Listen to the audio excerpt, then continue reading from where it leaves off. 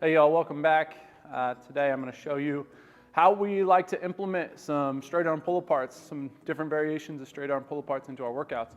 And one of the reasons why we want to do that is because it's awfully nice to have a lower level lift, something that kids can do pretty foolproof wise. It doesn't take a ton of technique, ton of skill. Obviously the risk reward is awfully good with this one.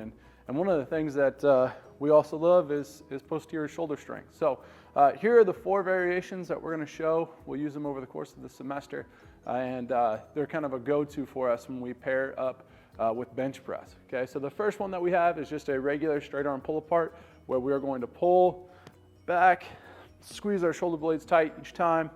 We're just ripping that band apart. That's the first one that we'll do. The next one that we'll move into is just a palms up. Same idea. Oftentimes it allows our kids to really focus on keeping it chest height. When we go normal, we get some kids, especially if they're still trying to gain a lot more strength, that they will have their palms come up and they'll kind of bring it down like this and they'll lean back. Not quite what we're looking for. When we go palms up, it kind of takes care of that because a lot of kids won't roll back this way. It's not an advantageous position. So they'll keep it low, right around chest height, and then pull apart. Now this one is pretty solid at making sure the form stays right where it needs to be. Next one can kind of get a little bit hairy, depending, just because people kind of contort their bodies. But what we want is a disco, and we'll have thumbs going the same direction. Our chest stays big, good posture. I'm going to rip my right hand down, and my left hand's coming high. Okay, we'll hit our reps that way. Then we'll have to flip around, thumbs going the opposite direction, and we'll go the opposite way. Now on each one of these, we're trying to keep our arms straight. The one thing you might see kids do is start to bend at the elbow.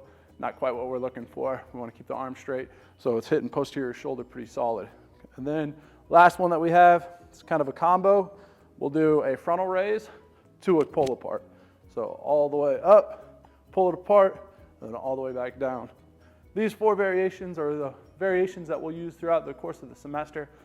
Always has a place in our program. Like I said, kind of a nice filler one, but also, still bang for your buck to hit posterior shoulder. One cue that I would recommend when you're thinking about doing this is teaching kids how to get their scapula to go all the way apart and then all the way together. When we do that, what it allows for is for us to get that full range of motion at the scap.